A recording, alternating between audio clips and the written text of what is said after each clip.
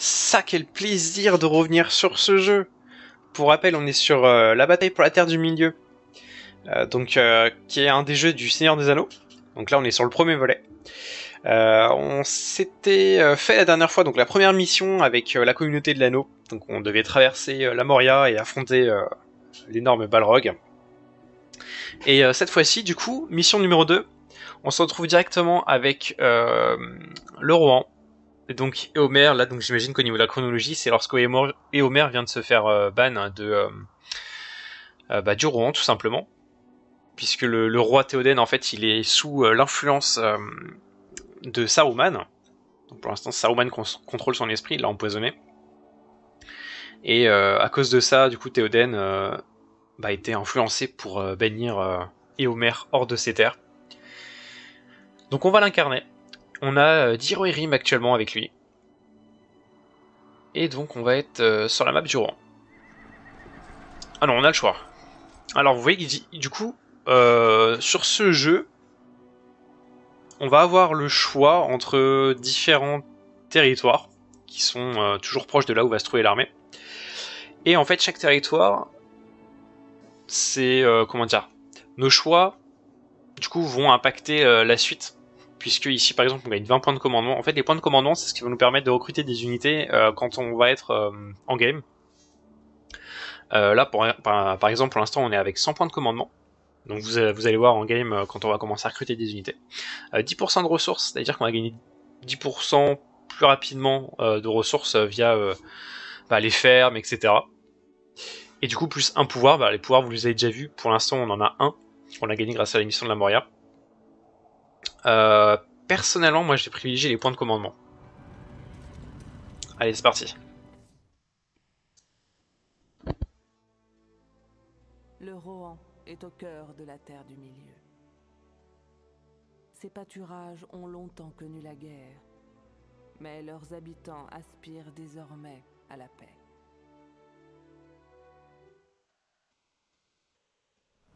Il faut être prêt au combat. Que tous les hommes valides défendent le Rohan. Alors, du coup sur ces jeux-là, c'est un petit peu différent des Age of Empires. Dans le sens où là, bon, c'est des groupes déjà de 5 unités pour les cavaliers. On a une base qui est toute faite. Donc on a des petits sigles ici qui nous permettent de faire des tours. Et ici on a des gros sigles qui nous permettent de faire les bâtiments.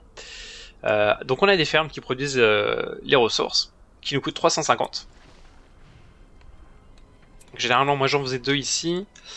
Puis on va commencer par faire un camp de tir à l'arc directement. Donc les fermes vont nous produire les ressources dont on a besoin pour le reste. Donc l'or, c'est les... On va dire qu'il n'y a pas vraiment d'unité en fait, ils appellent ça des ressources. Vous voyez que par exemple la ferme ici nous en donne plus 15, plus 15. Et au fur et à mesure elle va gagner en level. Donc il y a des bâtiments qui ont des boosts, par exemple ici les fermes qui réduisent le coût des cavaliers. Plus on a, plus le coût est réduit. Alors, ici, en pouvoir. Donc on a un pouvoir qui s'appelle Résister, qui est en fait tous les paysans qu'on aura recrutés, qui seront sur la map.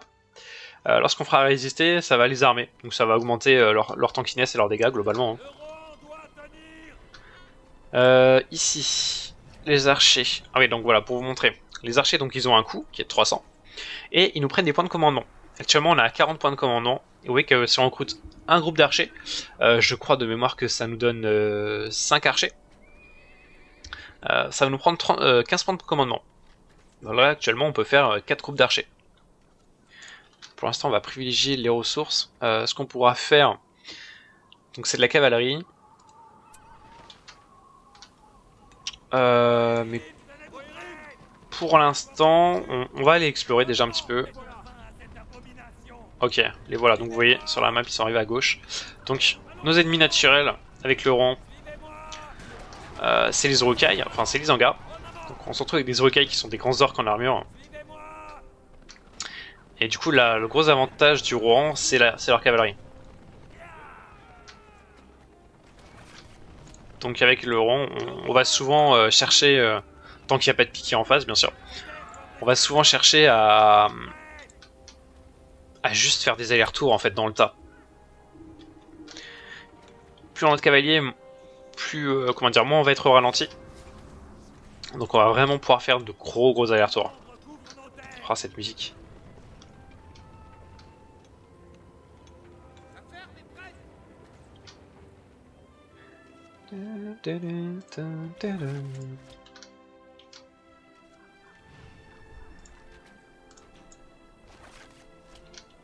Oh là là, pour les nostalgiques.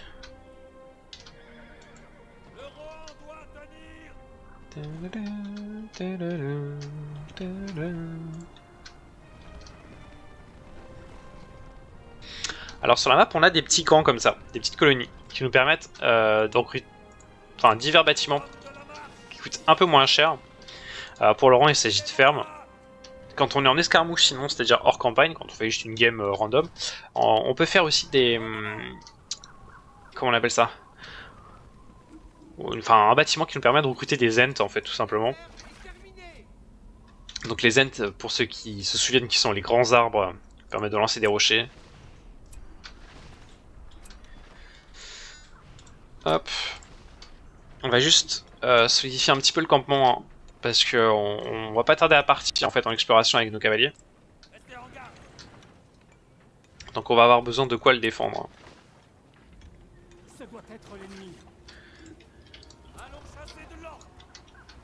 Ouais, c'est parti, on défend ça.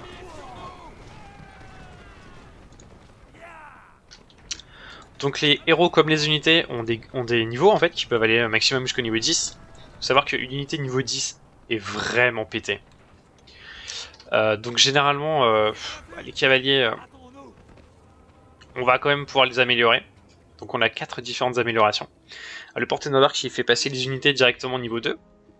On a un bouclier qui se fait dans la cavalerie, qui augmente la tankiness. Vous voyez, plus 80% armure, c'est énorme. Sachant qu'on a en plus armure lourde avec 60% armure. Donc quand tu combines les deux là, ils sont vraiment tanky, difficiles à tuer. Et les lames forgées qui augmentent leurs dégâts. Alors, on va voir peut-être pour aller choper l'autre camp qui est là. Et après, bien sûr, on a différentes formations qui sont les unités. En tout cas, dans ce bataille pour la Terre du Milieu. Mais on a surtout ce qui permet, en fait, on va choisir soit on choisit la tankiness, soit les dégâts, globalement.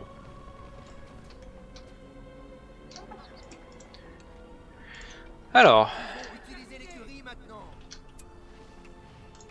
sachant que en fait la campagne, les unités qu'on va construire pendant chaque épisode de la campagne, on va les garder pour la campagne d'après,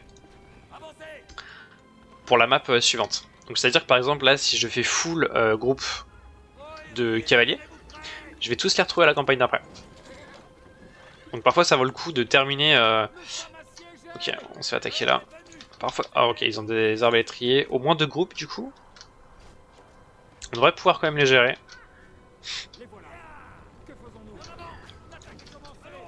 Allez.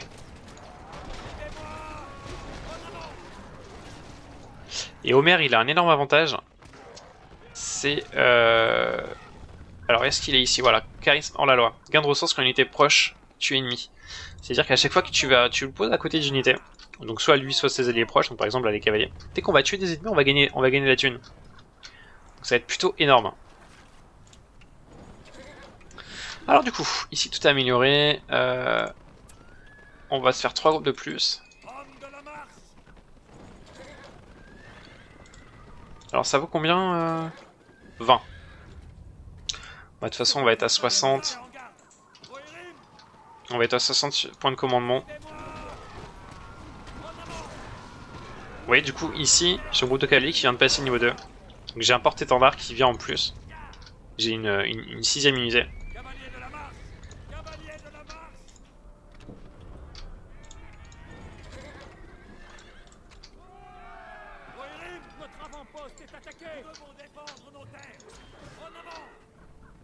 J'attends juste concrètement d'avoir recruté tous les cavaliers, puis après on va les déglinguer.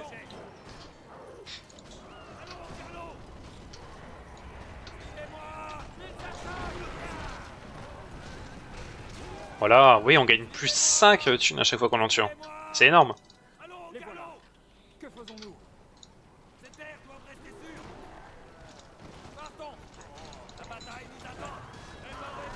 Mec, du coup, bah forcément, on est ralenti quand on rentre dans les groupes d'unités.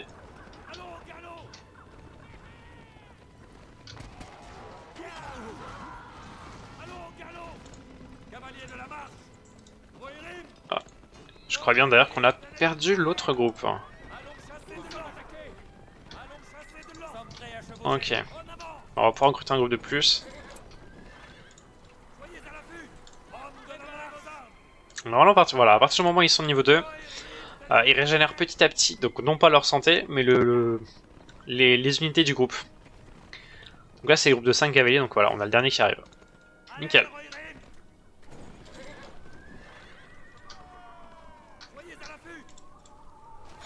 Normalement, on a de quoi se défendre, ça c'est pas un problème. Je veux juste les cavaliers. Du coup, on a une citadelle, pour vous expliquer. Donc ça, c'est un petit campement. Habituellement, sinon, on a des gros châteaux. Vous le verrez de toute façon pendant la campagne. Et donc, on a une citadelle qui nous permet de recruter les héros qui sont tombés au combat. Ou alors les nouveaux héros en escarmouche. Mais par exemple, ici, si Homer meurt, on peut le ressusciter. Ce qui n'était pas le cas dans la première campagne. Où du coup, c'était la Moria, on avait les 9 héros. Et s'il mourait, c'était définitif. Donc, on perdait la mission. Ici, au niveau des objectifs d'ailleurs, détruisez les camps du mal et postez les archers dans les tours en ruine. Les archers, en gros, tu prends un groupe d'archers, tu l'envoies là-dedans, ça garde la vision. Mais globalement, ça va pas vraiment nous servir. Hein. C'est juste pour gagner des points, hein, concrètement, des points de campagne.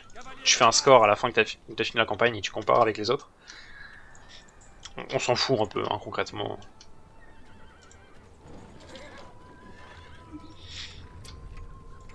On va juste en charger un pour la reprod au cas où c'est en groupe impair, si on perd un groupe.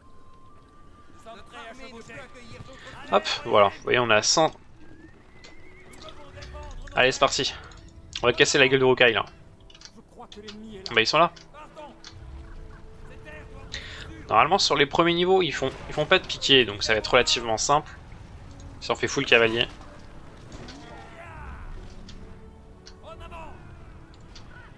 Donc après ça reste les maps que j'ai déjà fait, donc normalement on peut... ok, ils sont là, ils ont eu le boost peut-être avec l'œil. Qui est l'œil de Sauron en fait, qui est un des pouvoirs disponibles pour les hangars. Alors ici ils ont un avant-poste. Donc normalement en fait les positions souvent sont symétriques, c'est-à-dire que là j'ai mon camp qui est ici, le camp ennemi devrait être par là.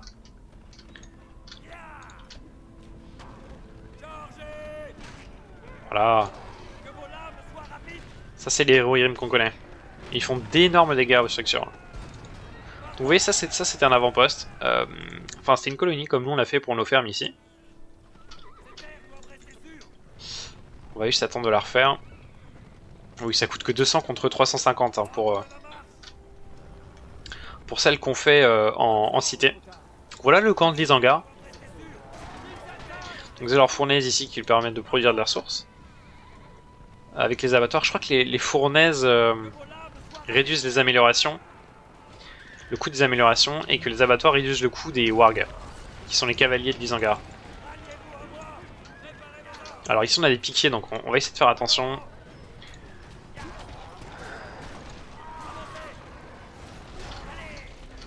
Les piquiers viennent pas encore vers nous.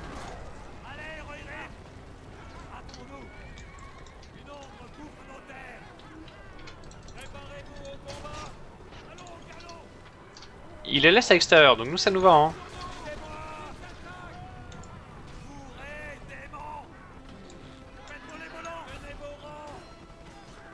Ouais bon du coup ici ils en profitent pour nous attaquer. Ah, ça va hein, on les a contournés, on leur a déglingué toutes leurs unités ici.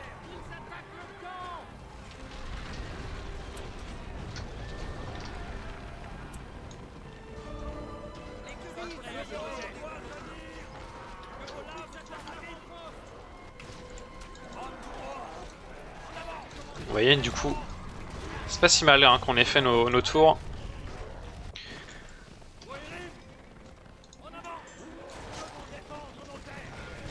Je pense qu'ils ont envoyé les piquiers là-haut du coup, même pas. Les piquiers qui devraient pas tarder à arriver, voilà ils sont là.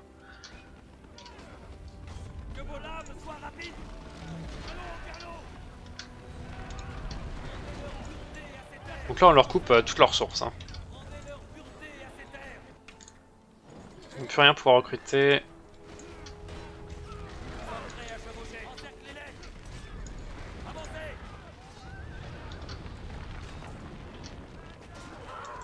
Donc quand on détruit aussi des structures, on a des sous grâce à Éomer.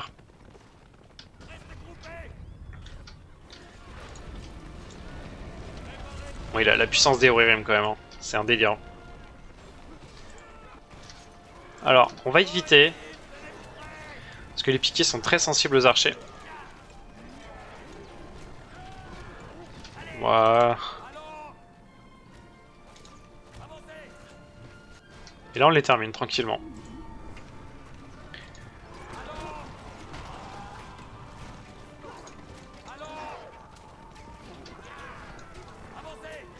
Ok. Et bah, je pense qu'on a terminé ça de manière plutôt simple, hein.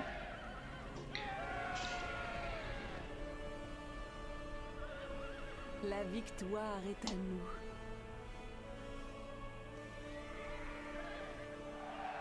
Ouais.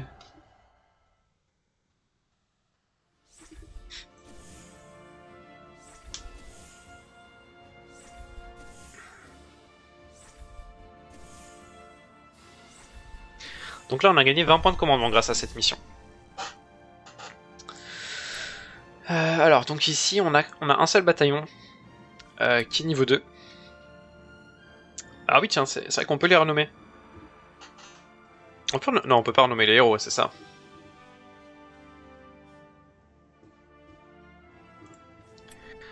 Hop, ça c'est fait.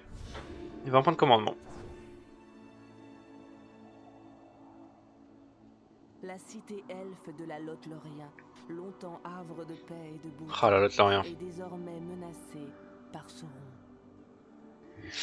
Du coup, troisième acte de la campagne. On va se retrouver en Lothlórien. Allez, je vous dis à la prochaine. Ciao!